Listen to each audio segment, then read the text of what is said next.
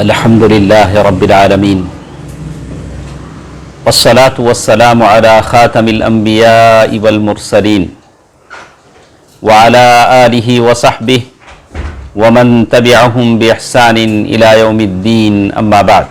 اللہ تعالیٰ کا فضل و کرم ہے کہ عقیدے کے اس درس میں ہم شریک ہیں، اور آج ہمارا یہ آخری درس ہے الرسل والرسالات کی کتاب سے۔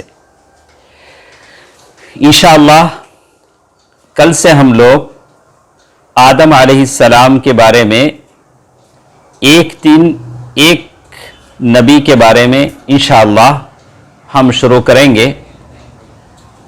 تو میری یہ خواہش تھی کہ آج اللہ کے نبی صلی اللہ علیہ وسلم کو اللہ سبحانہ و تعالی نے جو معجزات، جو آیات عطا فرمائے ہیں اس کو ہم تفصیل سے سن لیں۔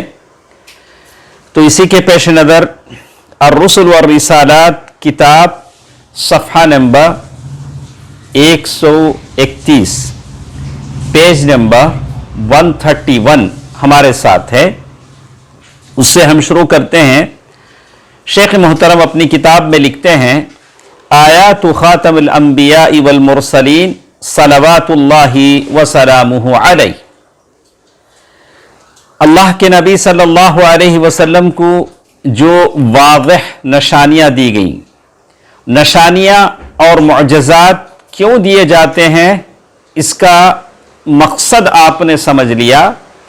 اللہ کے نبی صلی اللہ علیہ وسلم، اللہ کے رسل اور انبیاء جب لوگوں کے سامنے اپنی نبوت اور رسالت کا دعویٰ کرتے ہیں تو لوگ کہتے ہیں کہ کوئی نشانی بتلاؤ، کوئی معجزہ بتلاؤ تاکہ ہم مان جائیں کہ آپ اللہ تعالیٰ کے سچے نبی ہیں۔ تو مختلف انبیاء کو مختلف نشانیاں دی گئیں، جس کا ذکر آپ نے گزشتہ درسوں میں سنا۔ موسیٰ علیہ السلام، ابراہیم علیہ السلام، اس سے پہلے پھر عیسیٰ علیہ السلام، اس طرح الگ الگ انبیاء۔ صالح علیہ السلام، چٹان سے گابھن اونٹنی نکلی اور وہ نکلی۔ تو معلوم یہ ہوتا ہے کہ اسی طرح ہمارے اور آپ کے پیارے نبی محمد مصطفیٰ صلی اللہ علیہ وسلم کو جو معجزات اللہ تعالیٰ نے عطا فرمائے، علماء نے، شراح اور محدثین نے کہا کہ 1000 سے زائد معجزے اور آیات اللہ تعالیٰ نے پیارے نبی صلی اللہ علیہ وسلم کو عطا کی ہیں۔ 1000 سے زائد آیات اور معجزات، اور علماء نے بہت ساری کتابیں اس میں لکھی، اور اس میں سب سے عظیم، سب سے ظاہر اور سب کو لاجواب کر دینے والی نشانی اللہ تبارک و تعالی کی کتاب قرآن مجید ہے۔ قرآن مجید ہے، یہ کتاب المبین ہے، اور لوگوں کے نفوس کو وہ خطاب کرتی ہے، عقلوں کو دعوت فکر دیتی ہے۔ وہ کتاب مبین ہے، اور قیامت کی صبح تک یہ کتاب باقی ہے، اور اس کا چیلنج باقی ہے، اس کی تحدی باقی ہے کہ ایسی کوئی چیز لے کر آؤ، جیسے اللہ تعالیٰ نے سورۃ فصلت آیت نمبر 41-42 اللہ تعالیٰ نے کہا وَإِنَّهُ لَكِتَابٌ عَزِيزٌ لَا يَأْتِيهِ الْبَاطِلُ مِنْ بَيْنِ يَدَيْهِ وَلَا مِنْ خَلْفِهِ تنزیل من حکیم حمید۔ لا یأتیہ الباطل، قرآن میں کوئی باطل داخل نہیں ہو سکتا۔ اب اگر کوئی کہتا ہے کہ لوگوں نے الگ الگ قرآن بنا لیے ہیں، اپنی مرضی سے اس میں تبدیلی کرتے ہیں، تو اللہ تعالیٰ نے اسی کے حساب سے اس کے دفاع میں حفاظ قرآن بھی بنائے ہیں۔ لوگ اس کا جواب دیتے ہیں، کہتے ہیں کہ یہ غلط ہے، ان لوگوں نے یہ قرآن جو بنایا ہے اس کی آیتوں میں رد و بدل کیا ہے، یہ غلط ہے۔ تو پہلی چیز، جتنے لوگ میرے ساتھ ہیں سب کو کہہ دوں کہ قرآن مجید اللہ کے نبی صلی اللہ علیہ وسلم کا وہ معجزہ ہے جو قیامت تک باقی رہے گا۔ قرآن مجید نے جو عرب مکے کے زمانے کے تھے، فصیح و بلیغ زبان بولتے تھے، ان کو اپنی بلاغت اور فصاحت پر بڑا ناز تھا، تو قرآن نے ان کو چیلنج کیا۔ وہ جب حج پر آتے تو اپنے قصیدے لا کر کعبۃ اللہ پر ٹانک دیتے تھے، اور کہتے تھے کہ یہ میرا قصیدہ ہے، یہ میری نظم ہے، یہ میرا مضمون ہے۔ تو اللہ تعالیٰ نے ان کے سامنے قرآن مجید پیش کیا اور کہا وَإِن كُنتُمْ فِي رَيْبٍ مِّمَّا نَزَّلْنَا عَلَىٰ عَبْدِنَا فَأْتُوا بِصُورَةٍ مِّن مِّثْلِهِ وَادْعُوا شُهَدَاءَكُم مِّن دُونِ اللَّهِ إِن كُنتُمْ صَادِقِينَ۔ سورۃ البقرہ آیت نمبر 23-24۔ اللہ نے کہا کہ اگر تم کو قرآن مجید پر شک ہے تو ایسا کرو فَأْتُوا بِصُورَةٍ مِّن مِّثْلِهِ، قرآن مجید کسی صورت بنا کر لاؤ۔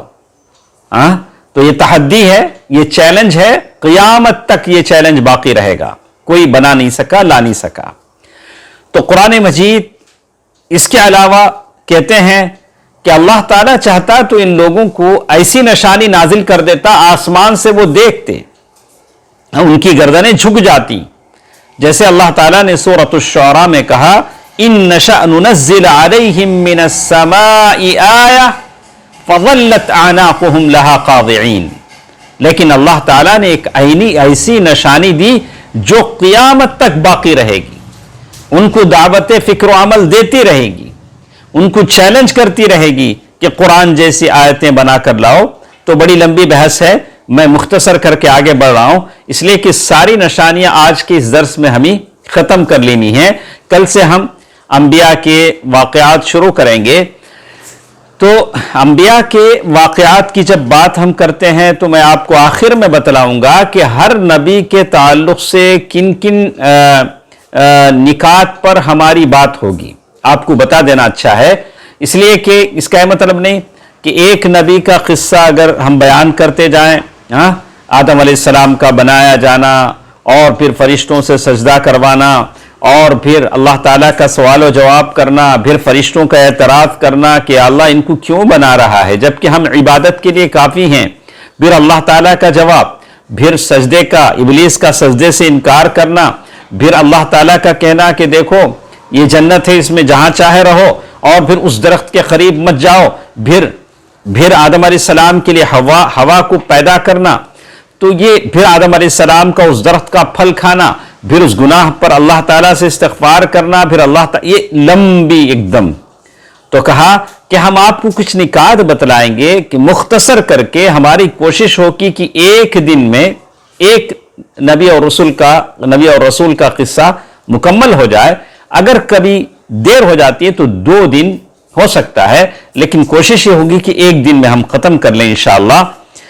تو یہاں یہ بات بتائی گئی کہ اللہ تعالیٰ نے کہا کہ قرآن مجید ہے، یہ جو تمہاری زندگیوں میں تم دیکھ رہے ہو ہم نے اس کو نازل کیا ہے، یہ اللہ تبارک و تعالیٰ کی بہت بڑی نشانی ہے، اور یہ انا انزلنا، یہ جو قرآن ہم نے نازل کیا یہ ایسی واضح کتاب ہے، کتاب ہدایت ہے۔ تو پہلی نشانی جو اللہ کے نبی صلی اللہ علیہ وسلم کو دی گئی، اس کے بعد ایک دوسرا معجزہ جو اللہ کے نبی صلی اللہ علیہ وسلم کو عطا کیا گیا وہ ہے الاسراء والمعراج۔ الاسراء والمعراج، یہ اسراء والمعراج، اسراء کہتے ہیں اللہ کے نبی صلی اللہ علیہ وسلم کا سفر کعبۃ اللہ سے یا بیت ام ہانی رضی اللہ تعالیٰ عنہ کے گھر سے بیت المقدس تک کا یہ سفر اسراء ہے، رات میں چلنے کو اسراء کہتے ہیں۔ والمعراج، وہاں سے پھر 7 آسمانوں کا جو سفر ہے وہ معراج ہے۔ یہ سفر جیسے اللہ تعالیٰ نے کہا کہ اللہ کے نبی صلی اللہ علیہ وسلم وہاں پہنچے، پھر سارے انبیاء کی امامت کی، جیسے اللہ تعالیٰ نے قرآن مجید میں کہا سبحان الذي اسرى بعبده ليلا من المسجد الحرام الى المسجد الاقصى الذي باركنا حوله لنريه من آياتنا انه هو السميع البصير۔ سورۃ الاسراء پہلی آیت ہے۔ تو اللہ تعالیٰ نے اس آیت میں بتا دیا لِنُرِيَهُ مِنْ آیَاتِنَا، ہم نے اسراء اور معراج اس لیے کروایا کہ تاکہ ہم اللہ کے نبی صلی اللہ علیہ وسلم کو ہماری بڑی بڑی نشانیاں بتلائیں۔ اللہ کے نبی صلی اللہ علیہ وسلم نے کیا دیکھا؟ رآ جبریل علیہ السلام کو ان کی حقیقی اصلی صورت میں دیکھا صلی اللہ علیہ وسلم۔ وَصَعِدَ بِهِ إِلَى سِدْرَةِ الْمُنْتَهَى، جبریل امین ان کو لے گئے سدرہ منتہا تک، اس بیری کے درخت تک، اور کیا کیا نشانیاں دکھلائیں؟ وَجَاوَزَ السَّبْعَ الطِّبَاقِ، 7 آسمانوں کو پار کیا، اور اس سے بھی بڑی نشانی وَكَلَّمَهُ الرَّحْمَانِ، رحمان نے آپ سے گفتگو کی صلی اللہ علیہ وسلم۔ یہ بڑی نشانیاں تھیں جو اللہ کے نبی صلی اللہ علیہ وسلم کو بتلائی گئیں، جیسے اللہ تعالیٰ نے کہا أَفَتُمَارُونَهُ عَلَى مَا يَرَى وَلَقَدْ رَآهُ نَزْلَةً أُخْرَى عِنْدَ سِدْرَةِ الْمُنْتَهَى عِنْدَهَا جَنَّةُ الْمَأْوَى إِذْ يَغْشَى السِّدْرَةَ مَا يَغْشَى مَا زَاغَ الْبَصَرُ وَمَا طَغَى لَقَدْ رَآ مِنْ آيَاتِ رَبِّهِ الْكُبْرَى۔ سورۃ النجم، اللہ تعالیٰ نے 12 سے 18 تک کی آیتیں سورۃ النجم۔ تو کہتے ہیں یہ ساری باتیں اسراء اور معراج کے موقع پر ہوئی۔ اللہ کے نبی صلی اللہ علیہ وسلم پھر راتوں رات وہاں سے بیت المقدس تک کا سفر بھی کیا، 7 آسمان کی سیر بھی کی، اللہ تبارک و تعالیٰ سے بات چیت بھی ہوئی، نمازوں کا تحفہ بھی ملا، اور اسی رات پھر واپسی بھی ہو گئی۔ قریش نے جب سنا تو ان کو یہ ہضم نہیں ہوا۔ وَقَدْ اسْتَعْظَمَتْ قُرَيْشْ دَعْوَى رسول اللہ، قریش کو یہ بات ہضم نہیں ہوئی، بولا کہ ایک رات میں کیسے ہو سکتا ہے، جبکہ مکے سے جو قافلے جاتے ہیں ہفتے لگ جاتے ہیں صرف مکے سے بیت المقدس تک پہنچنے کے لیے، اور آپ کہہ رہے ہیں کہ ایک رات میں یہاں سے بیت المقدس گئے اور پھر وہاں سے 7 آسمانوں کی سیر کی۔ ایک آدمی ایسا کیسے کر سکتا ہے کہ جائے بھی اور آئے بھی؟ ہم تو صرف جا نہیں سکتے، تو آپ یہ کیسے کہہ سکتے ہیں کہ گئے بھی آئے؟ بولا کہ یہ تو بڑی عجیب بات ہے، ہمارے دماغ میں نہیں آنے والی ہے۔ لیکن سیر کرانے والا کون تھا؟ اللہ سبحانہ و تعالی۔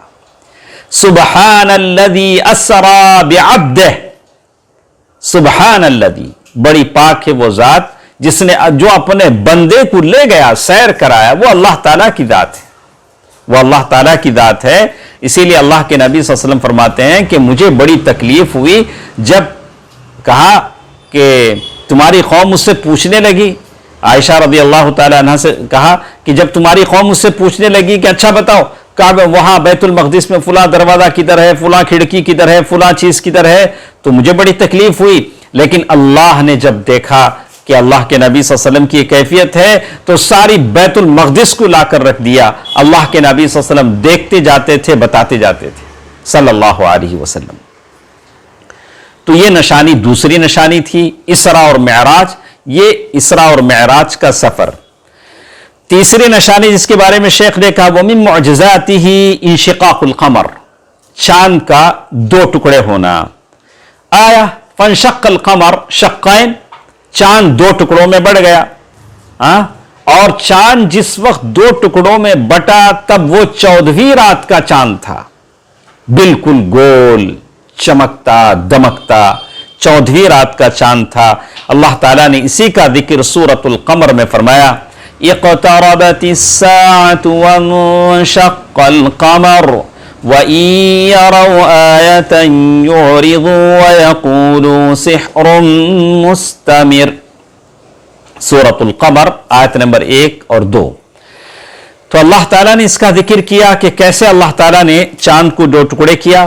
تو اسی لیے کہتے ہیں ابن کثیر رحمہ اللہ نے فرمایا اجماع المسلمین علی وقوع هذه الآیہ، یہ چاند کے 2 ٹکڑے ہونے کی حدیث متواتر ثابت ہے، اور امت کا اجماع ہے، اس پر امت کا اجماع ہے، اور اسی لیے کہتے ہیں کہ یہ چاند کا دو ٹکڑے ہونا صرف مکے والوں نے نہیں دیکھا، جزیرہ عرب نے دیکھا، لیکن سارے لوگوں نے دیکھا، مان گئے، لیکن مکے والوں نے کہا کہ محمد صلی اللہ علیہ وسلم نے ہم پر جادو کر دیا۔ پھر اس کے بعد انہوں نے کہا کہ چلو جو قافلے باہر سے آتے ہیں ہم ان سے پوچھیں گے کہ کیا تم نے چاند کو دو ٹکڑے ہوتے ہوئے دیکھا؟ تو باہر سے جو قافلے مکہ واپس آئے، مکے والوں نے ان سے پوچھا کہ کیا تم نے چاند کو دو ٹکڑے ہوتے دیکھا؟ تو مکے والوں نے کہا کہ ہاں، مکے سے باہر جو سفر کر کے واپس لوٹے تھے قافلے، انہوں نے کہا کہ ہاں ہم نے فلاں رات چاند کو دو ٹکڑے ہوتے دیکھا۔ یہاں تک ابن کثیر رحمہ اللہ فرماتے ہیں خارج جزیرۃ العرب، جزیرہ عرب کے باہر بھی چاند کا دو ٹکڑا ہونا دیکھا گیا۔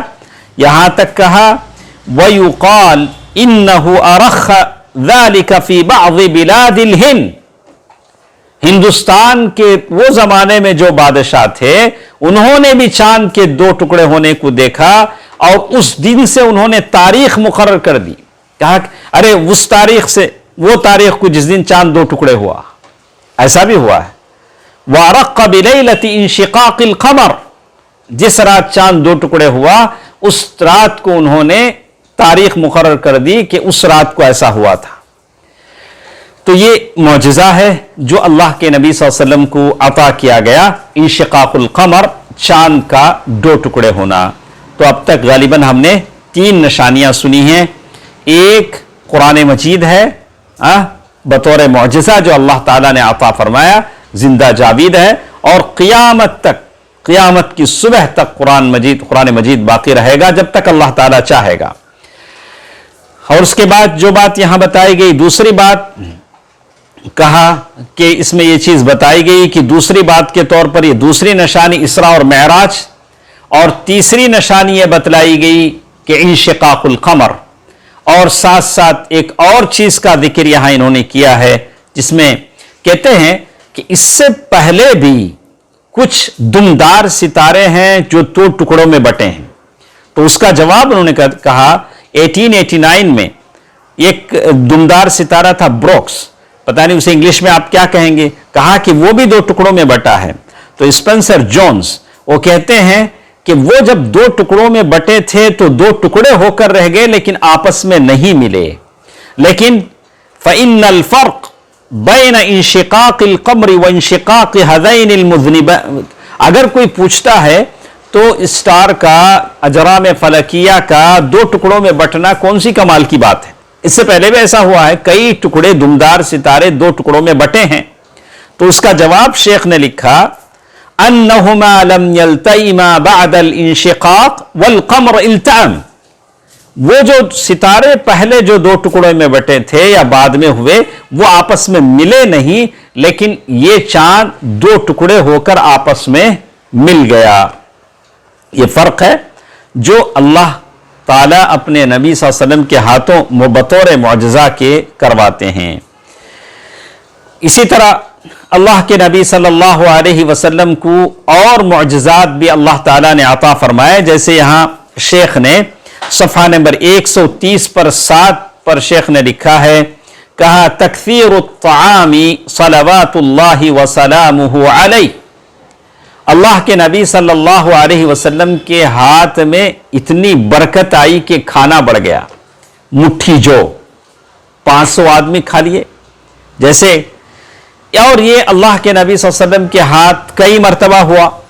اللہ کے نبی صلی اللہ علیہ وسلم کے خادم انس بن مالک رضی اللہ تعالیٰ عنہ فرماتے ہیں قال ابو طلحہ لأم سلیم، ام سلیم ان کی ماں تھی انس بن مالک کی، ان کے کہتے ہیں کہ ابو طلحہ نے ام سلیم سے کہا کہ جو ان کے بعد میں ان کے باپ کے بعد ام سلیم نے ان سے شادی کی، ابو طلحہ سے کہتے ہیں کہ ابو طلحہ رضی اللہ تعالی عنہ نے ام سلیم سے کہا رضی اللہ عنہ لقد سمعت صوت رسول اللہ صلی اللہ علیہ وسلم ضعیفا، اللہ کے نبی صلی اللہ علیہ وسلم کی آواز میں مجھے کمزوری نظر آتی ہے، نحیف ہیں, کمزور ہیں, لگتا ہے بھوکے ہیں. اللہ کے نبی صلی اللہ علیہ وسلم سے اتنی محبت تھی, اللہ کے نبی صلی اللہ علیہ وسلم کے پتہ لگاتے تھے کہ اللہ کے نبی صلی اللہ علیہ وسلم کی حالت کیسی ہے. عارف فیہ الجوع فہل عندک من شیء. ہسبینڈ نے وائف سے, بیوی سے پوچھا, ابو طلحہ نے ام سلیم رضی اللہ تعالی عنہ سے پوچھا کہ تمہارے پاس گھر میں کچھ ہے؟ فقالت نعم, بیوی نے کہا کہ ہاں ہے. فاخرجت اقراصا من شعیر, جو کہ ہلکی پھلکی کچھ چپاتیاں تھیں, روٹیاں تھیں, نکالی. ثم اخرجت خمارا لها فلفت الخبز ببعضه, پھر اپنی اوڑھنی نکال کر اسے لپیٹا اور پھر احتیاط سے انس بن مالک کے ہاتھ میں اسے دبویا اور پھر اللہ کے نبی صلی اللہ علیہ وسلم کے پاس بھیجا. تو کہتے ہیں تو اللہ کے نبی صلی اللہ علیہ وسلم دیکھا تو پتہ لگ گیا. اللہ کے نبی صلی اللہ علیہ وسلم نے ان سے پوچھا تو اللہ کے نبی صلی اللہ علیہ وسلم کو انس بن مالک رضی اللہ تعالیٰ عنہ نے دیکھا کہ آپ مسجد میں ہیں اور سارے لوگوں کے پاس بیٹھے ہوئے ہیں, اطراف سارے لوگ ہیں, اور اللہ کے نبی صلی اللہ علیہ وسلم کی عادت مبارکہ یہ تھی کہ اگر کوئی مانگتے تو دے دیتے تھے. تو یہ خدشہ ہوا کہ کہیں اللہ کے نبی صلی اللہ علیہ وسلم اگر اللہ کے نبی صلی اللہ علیہ وسلم سے مانگا جائے تو اللہ کے نبی صلی اللہ علیہ وسلم دے نہ دیں.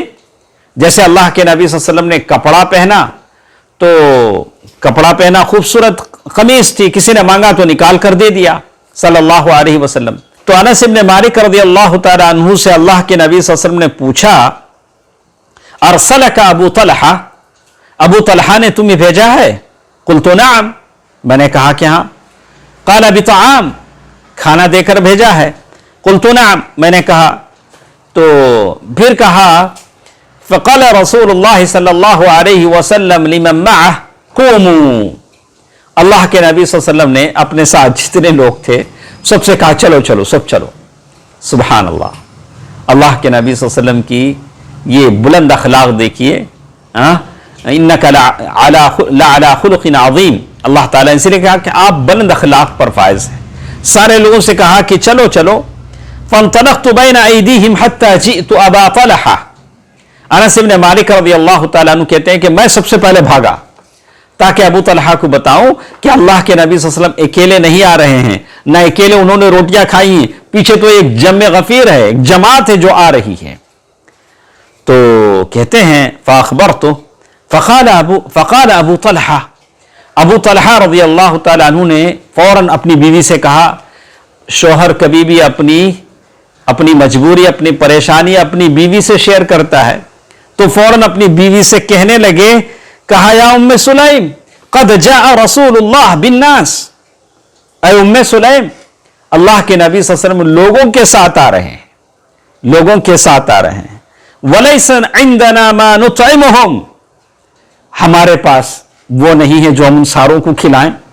اللہ کے نبی صلی اللہ علیہ وسلم کی بات ہوتی تو کوئی بات نہیں تھی, اب اتنے سارے لوگ آ رہے ہیں, کیا کیا جائے. سبحان اللہ. دیکھیے صحابہ کرام کی وہ کیا سادہ زندگیاں تھیں, کیسے ان کے گھر تھے, نہ وہ کوئی اسٹوریج تھا, نہ کوئی گوڈون تھے, نہ کوئی وہاں فریج تھے. فقالت, اس عورت کے ایمان کو دیکھیے. انس بن مالک رضی اللہ تعالی عنہ کی ماں وہ کہہ رہی اللہ ورسولہ اعلم, اللہ اور اس کے رسول کو زیادہ معلوم ہے کہ ہمارے گھر میں کیا ہے. جب اللہ ان کو ہمارے گھر میں لا رہا ہے تو اللہ اس کے حساب سے اسباب بھی پیدا کرے گا. یہ توکل ہے, یہ اللہ تعالیٰ پر بھروسہ ہے. جو ضرورت ہے, جس کی ضرورت آپ کو اور مجھے ہے. فانطلق ابو طلحہ حتی لقی رسول اللہ, اور ابو طلحہ سامنے سے فوراً آئے, اللہ کے نبی صلی اللہ علیہ وسلم سے ملے, اور اللہ کے نبی صلی اللہ علیہ وسلم نے فوراً ملاقات کی اور سیدھے اللہ کے نبی صلی اللہ علیہ وسلم ام سلیم کے پاس آئے رضی اللہ عنہا. کہا ہلمی یا ام سلیم ما عندکی, کہا کہ ام سلیم تمہارے پاس کیا ہے. تو انہوں نے وہ روٹیاں لائیں جو لے گئی تھی. تو اللہ کے نبی صلی اللہ علیہ وسلم نے ان روٹیوں کو ٹکڑے ٹکڑے کیا, ففتہ یعنی بالکل چھوٹے چھوٹے ٹکڑے بنائے. وعصرت ام سلیم, ام سلیم رضی اللہ تعالی عنہا نے اس کا مالیدہ بنایا. مالیدہ آپ جانتے ہیں, مالیدہ بنایا. فادمت یعنی اس میں سے انہوں نے جو سالن بالکل جو ملانا تھا شوربہ ملایا. ثم قال رسول اللہ، پھر اللہ کے نبی صلی اللہ علیہ وسلم نے اس میں دعا پڑھا، پھر کہا اذن لعشرہ، ایسا کرو 10 آدمیوں کو اندر بلاؤ. فاذن لهم، 10 آدمی آئے، خوب سیراب ہو کر کھائے. پھر کہا اذن لعشرہ، پھر 10 آدمیوں کو بلاؤ، پھر وہ آئے، وہ خوب سیر ہو کر کھائے. سارے لوگ پیٹ بھر کر کھائے. والقوم 70 او 80 رجلا، لوگ کتنے تھے؟ 70 یا 80 ممبرز تھے، 70 یا 80 آدمی تھے. حدیث متفق علیہ ہے، بخاری اور مسلم کی حدیث ہے. تو یہ اللہ کے نبی صلی اللہ علیہ وسلم کے ہاتھوں برکت کی بات تھی. سبحان اللہ سبحان اللہ. ایسا کئی مرتبہ ہوا. ایک تو ایک مرتبہ تھا دشمنوں سے بچنے کے لیے جو گڑھا خندق جو کھودا تھا غزوہ خندق کے موقع پر. ومن ذلك ما رواه جابر بن عبداللہ رضی اللہ تعالیٰ عنہ کی، یہ تو ام سلیم اور ابو طلحہ رضی اللہ تعالیٰ عنہ کی صحیح حدیث تھی.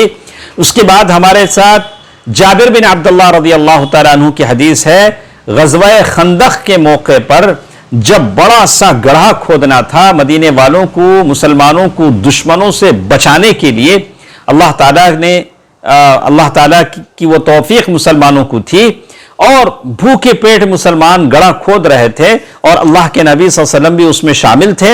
تو جابر بن عبداللہ رضی اللہ تعالیٰ عنہ کہتے ہیں کہ میں اپنی بیوی کے پاس واپس آیا اور میں نے کہا کہ میں اللہ کے نبی صلی اللہ علیہ وسلم کے پیٹ کو دیکھ رہا ہوں کہ بالکل پیٹ سے لگ چکا ہے، بڑے نحیف ہیں.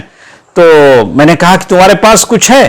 تو انہوں نے کہا کہ مٹھی جو ہیں اور ایک بکری کا چھوٹا سا بچہ ہے، اگر وہ ذبح کر دیا جائے، روٹی بنا دی جائے تو کام بن جائے گا. تو کہتے ہیں وطحنت الشعیر، حتیٰ کہتے ہیں کہ میں نے آٹا بالکل بنایا، اور پھر میں چپکے سے اللہ کے نبی صلی اللہ علیہ وسلم کے پاس جابر بن عبداللہ رضی اللہ تعالیٰ عنہ گئے. جا کر اللہ کے نبی صلی اللہ علیہ وسلم سے کیا کہا؟ دیکھیے، فساررتہ، یعنی چپکے سے سیکریٹ میں اللہ کے نبی صلی اللہ علیہ وسلم کے پاس گیا. جا کر میں نے کہا یا رسول اللہ ذبحنا بہیمۃ لنا وطحنت صاعا من شعیر، ہم نے ایک چھوٹا سا بکری کا بچہ ذبح کیا ہے، مٹھی جو ہے جس کی روٹی ہم نے بنائی ہے. چپکے سے میں نے کیوں کہا؟ تاکہ سارے سن لیں گے. تو وہاں بھوک کی تو یہ حالت تھی، سارے تو بھوکے تھے. تو اللہ کے نبی صلی اللہ علیہ وسلم سے انہوں نے کہا فتعال انت ونفر معک، اللہ کے نبی صلی اللہ علیہ وسلم آپ آ سکتے ہیں، آپ کے ساتھ ایک نفر 2-4 آدمی آ سکتے ہیں. تو اللہ کے نبی صلی اللہ علیہ وسلم نے کیا کیا؟ فصاح النبی یا اہل الخندق ان جابرا صنع سورا طعاما فہیا ہلا بکم. اللہ اکبر. اللہ کے نبی صلی اللہ علیہ وسلم نے زور سے ندا لگائی، آواز لگائی، کہا یا اہل الخندق، اے خندق کھودنے والوں جتنے بھی ہیں، جابر رضی اللہ تعالیٰ عنہ نے ڈنر کا انتظام کیا ہے، دعوت کا انتظام کیا ہے. یہاں دعوت کے لیے سور کا لفظ استعمال کیا ہے.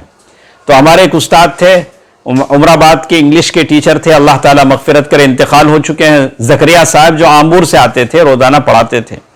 تو انہوں نے اس حدیث سے استدلال کیا کہ دیکھیے جنت میں تمل زبان بولی جائے گی، اس لیے کہ سور تمل میں کھانے کو کہتے ہیں، ساپاڑ سور.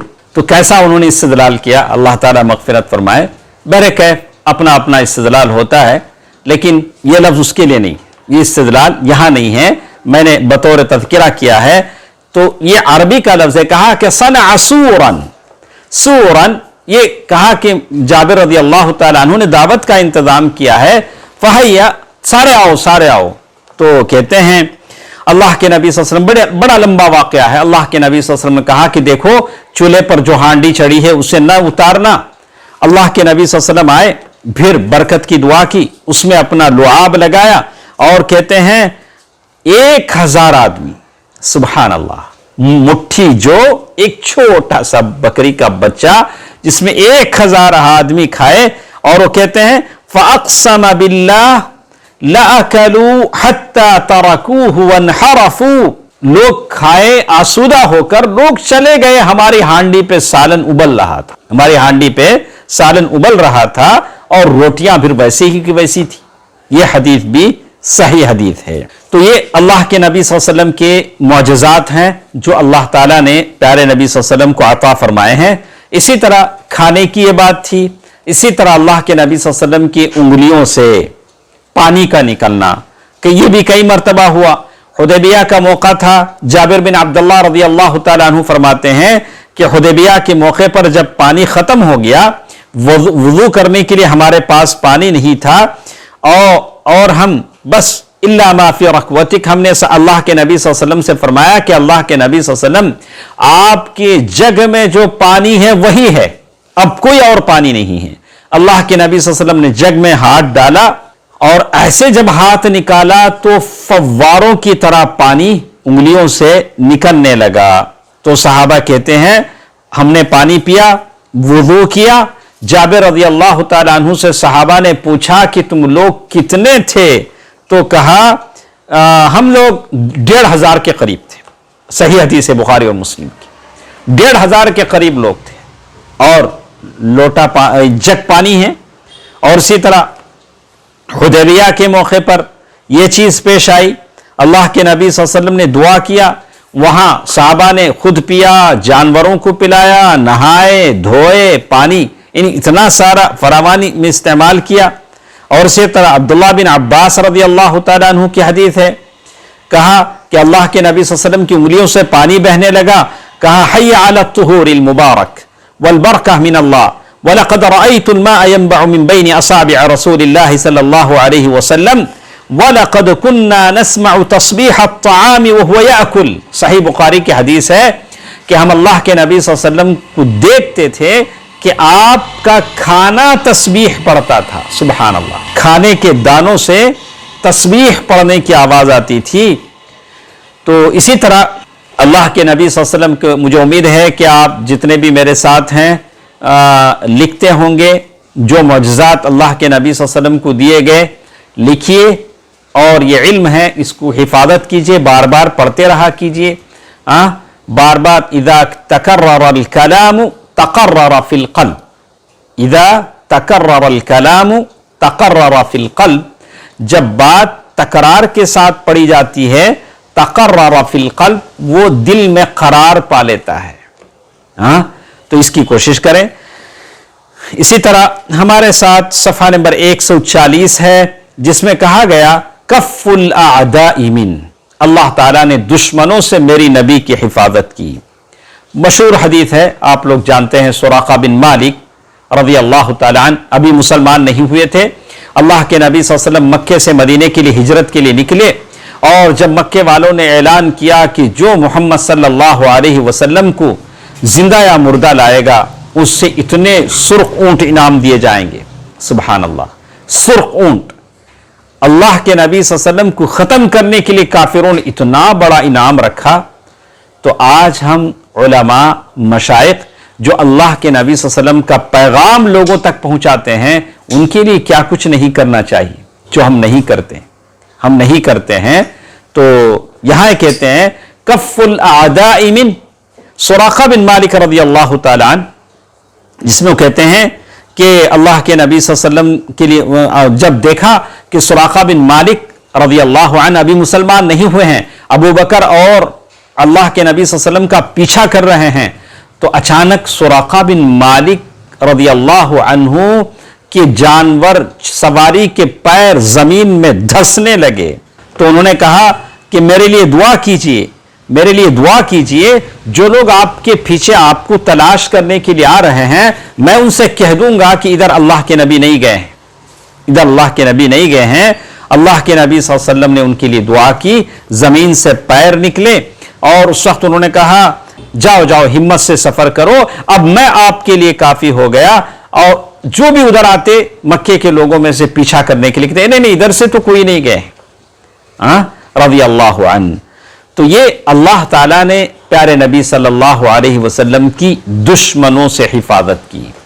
اور اسی طرح حنین کا موقع تھا، جنگ حنین، جب میں مسلمانوں کی تعداد بہت زیادہ تھی، کافروں کی تعداد کم تھی، تھوڑا سا مسلمانوں کی دل میں تھوڑا سا ایک یہ پیدا ہوا، ارے ہماری تعداد بہت زیادہ ہے، ہم تو بس منٹوں میں فتح حاصل کر لیں گے۔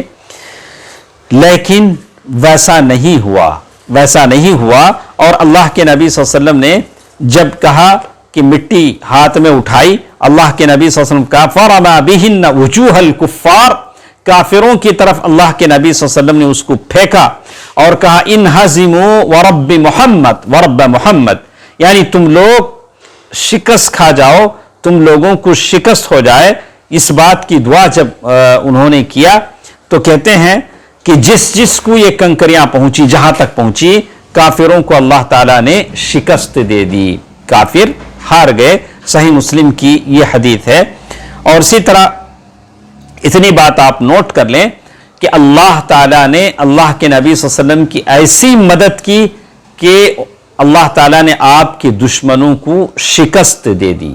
ایسی ہی ایک مثال، اللہ کے نبی صلی اللہ علیہ وسلم کا ہر واقعہ، ہر بات اچھی ہے اور ساری چیزیں اچھی ہیں۔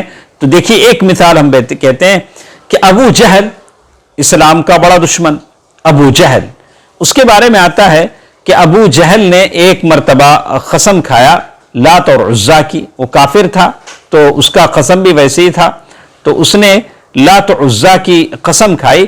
قسم کھا کر اس نے کہا، کیا کہا اس نے قسم کھا کر؟ دیکھیے، انہ لو رأى رسول اللہ صلی اللہ علیہ وسلم یصلی فی المسجد فی مجامع قریش، اس کی خواہش تھی کہ اگر اللہ کے نبی صلی اللہ علیہ وسلم یہاں آ کر کعبۃ اللہ میں سجدہ کریں گے تو میں آپ کو سجدے کی حالت میں گردن پر پیر ڈال کر دباؤں گا۔ اللہ اکبر، کعبہ، رب کعبہ کا، لإلاف قریش إلافهم رحلة الشتاء والصيف فليعبدوا رب هذا البيت لا اقسم بهذا البلد وانت، کہا کہ وہ شہر مکہ جس میں اللہ کے نبی صلی اللہ علیہ وسلم کعبے کے صحن میں سجدہ کرے اور ایک گردن پر پاؤں ڈال کر دبائے، یہ کہا کہ میں مٹی سے آپ کے چہرے کو لپیٹ دوں گا۔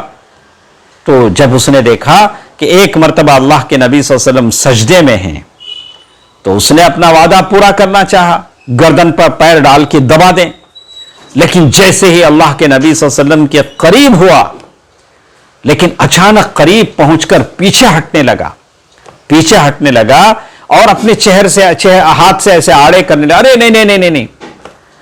تو سامنے کچھ اس کے دوست بیٹھے ہوئے تھے، اس کے ہم مجلس، ہم مشرب جو اس کے ساتھ بیٹھتے ہیں، وہ بھی کافر تھے۔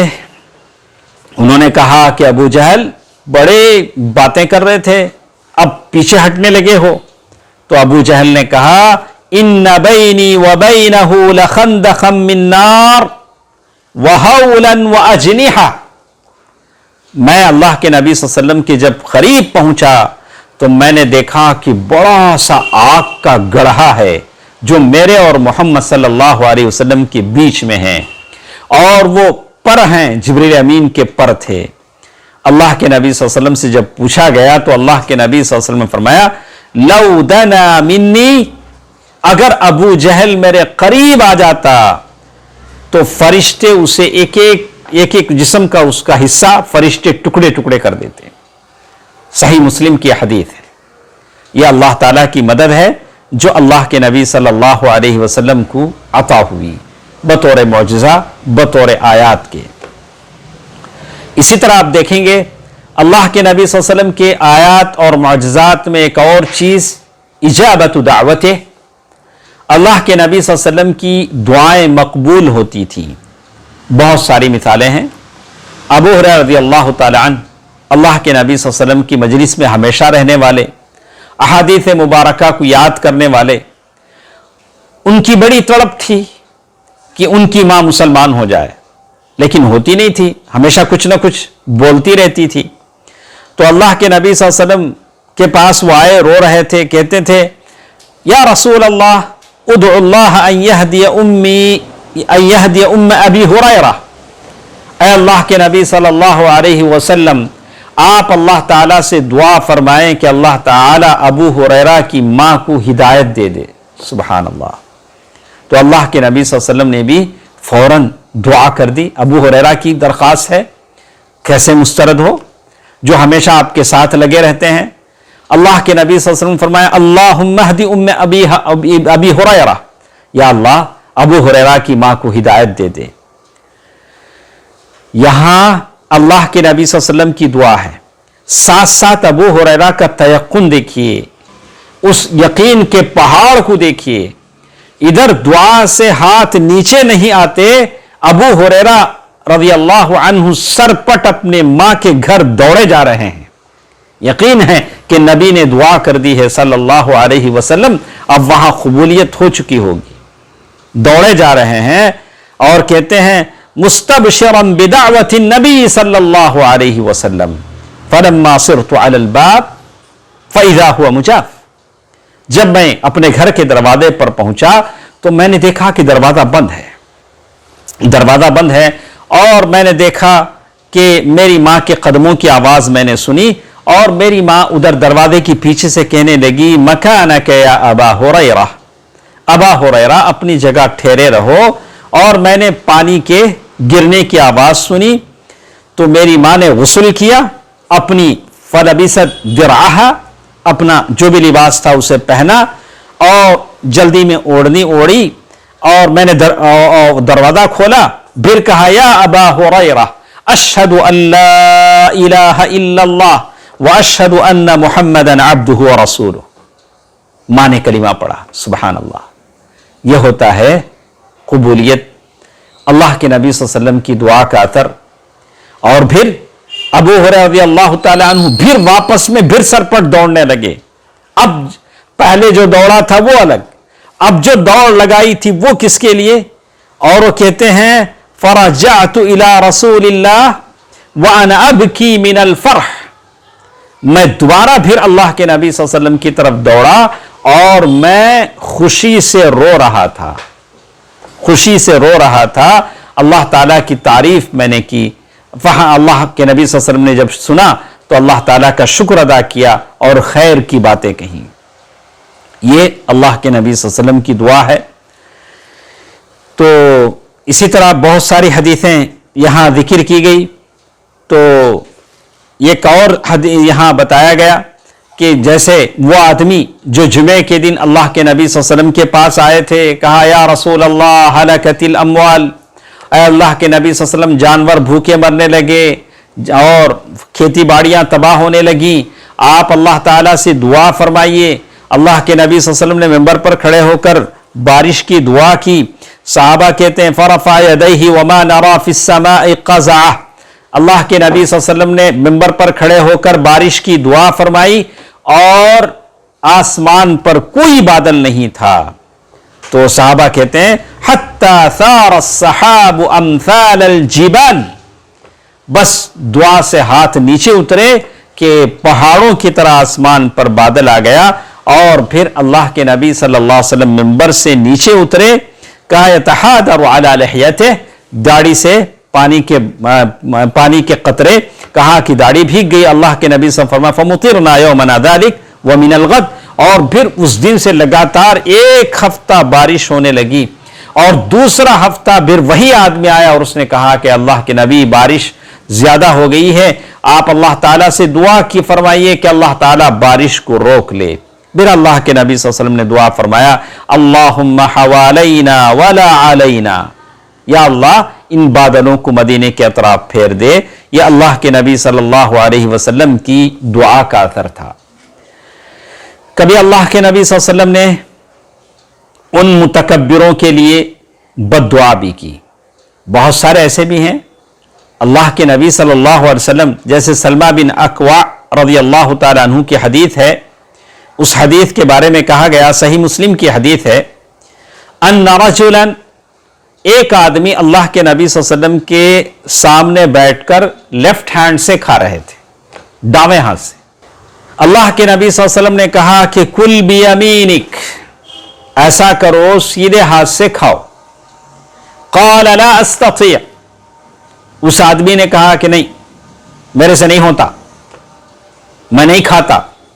اللہ اکبر، اللہ کے نبی صلی اللہ علیہ وسلم، آج اللہ کے نبی صلی اللہ علیہ وسلم گرچہ کے نہیں ہیں، لیکن کسی معاملے میں کوئی اللہ کے نبی صلی اللہ علیہ وسلم کی حدیث سناتا ہے اور کوئی اس طرح کا متکبرانہ جواب دیتا ہے تو وہ بھی اس وعید کا مستحق ہے۔ اس آدمی انہوں نے کیا کہا؟ نہیں، لا استطیع، میرے سے نہیں ہوتا، میں سیدھے ہاتھ سے نہیں کھاتا۔ اللہ کے نبی صلی اللہ علیہ وسلم نے کیا جواب دیا؟ لستطعت، اگر تم صحیح بول رہے ہو، تمہاری بات غلط ہے تو تم کبھی نہیں کھا سکو گے، کبھی نہیں کھا سکو گے۔ ما منعہ الا الکبر، پہلا جو جواب انہوں نے دیا تھا تکبر کی وجہ سے ایسا جواب دیا تھا، پراؤڈنس یعنی تکبر۔ قال فما رفعها الى فیہ، پھر کبھی وہ اپنی زندگی میں اپنا ہاتھ منہ تک نہیں لے جا سکے۔ اللہ کے نبی صلی اللہ علیہ وسلم نے کوئی بات ان سے نہیں کہی تھی، بس ایک آتا ہے سیدھے ہاتھ سے کھاؤ، تو اللہ کے نبی صلی اللہ علیہ وسلم کی بات وہ مان لیتے۔ تو اللہ کے نبی صلی اللہ علیہ وسلم کا یہ بھی ایک آیا ہے۔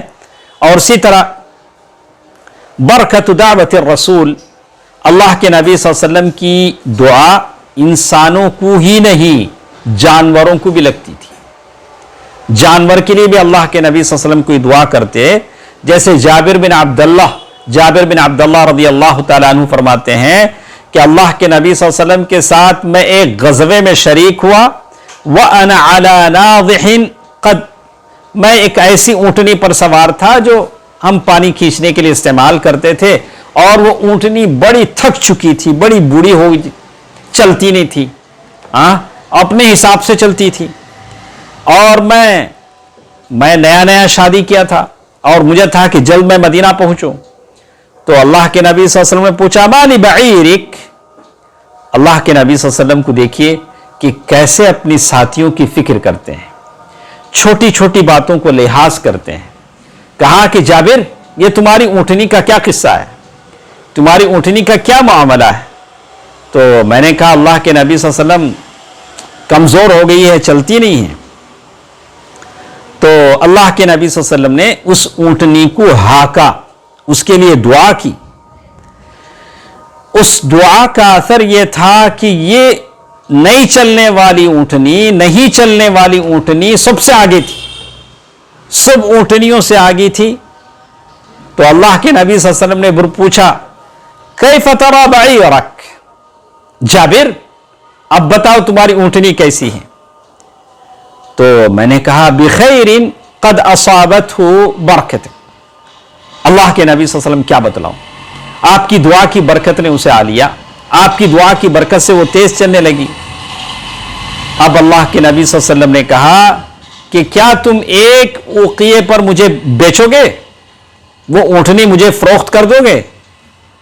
تو میں نے کہا کہ اب ایسی اونٹنی، کہا کہ بیچوں گا ضرور اللہ کے نبی، لیکن مجھے مدینہ تو پہنچنا ہے، مدینے تک یہ اونٹنی مجھے ڈراپ کر دے گی، پھر آپ کی ہے، ایک اوقیے پر میں نے آپ کو بیچ دی۔ تو جب مدینہ پہنچے تو میں نے سوچا کہ کہیں اللہ کے نبی صلی اللہ علیہ وسلم کا ارادہ بدل نہ جائے، تو میں اس اونٹنی کو لے گیا۔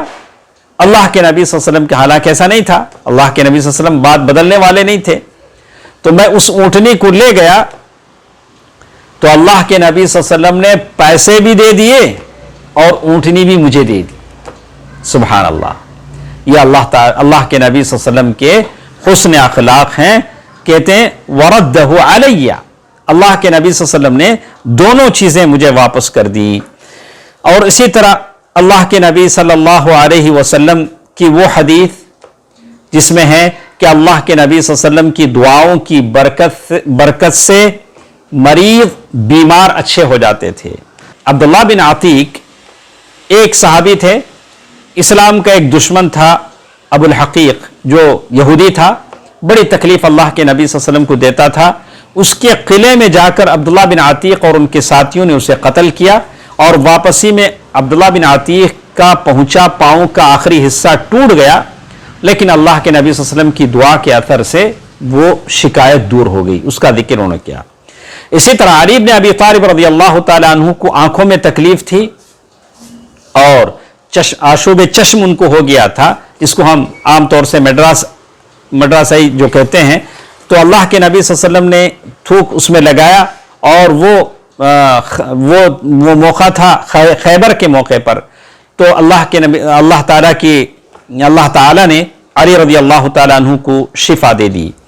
تو یہ اللہ کے نبی صلی اللہ علیہ وسلم کبھی غیب کی باتیں بھی بتاتے تھے، اللہ کے نبی صلی اللہ علیہ وسلم کی آیات اور معجزات تھیں، تو اللہ کے نبی صلی اللہ علیہ وسلم نے مختلف انبیاء کے تعلق سے باتیں بتلائیں، اور اللہ کے نبی صلی اللہ علیہ وسلم کے لیے کبھی لکڑی کا تنا جس پر اللہ کے نبی صلی اللہ علیہ وسلم خطبہ دے رہے تھے، بس اس کے بعد ایک عورت نے ممبر بنایا، اللہ کے نبی صلی اللہ علیہ وسلم اس ممبر پر خطبہ دینے لگے تو وہ لکڑی کا تنا رونے لگا۔ کبھی یہ ہوا کہ درخت نے آپ کو سلام کیا، درخت نے آپ پر سایہ کیا، یہ اللہ تعالیٰ نے کی وہ نشانیاں ہیں جو اللہ تعالیٰ نے آپ کو دی تھی۔ کبھی ایک اونٹ شکایت لے کر آپ کے پاس پہنچا، یہ اللہ تعالیٰ کی نشانیاں تھیں جو اللہ تعالیٰ نے آپ کو عطا کی تھی۔ تو یہاں تک یہ باتیں ہیں صفحہ نمبر 150 پر 3 تک۔ تو اللہ تعالیٰ سے دعا ہے کہ اللہ تعالیٰ جتنی باتیں ہم نے پڑھی ہیں اس کتاب میں الرسل والرسالات، اللہ تعالیٰ ان باتوں کو یاد رکھنے، ان باتوں میں جو باتیں ہمارے لیے عمل کی ہیں اس پر عمل کرنے کی اللہ تعالیٰ مجھے اور آپ کو توفیق دے، آمین۔ والسلام علیکم ورحمۃ اللہ وبرکاتہ۔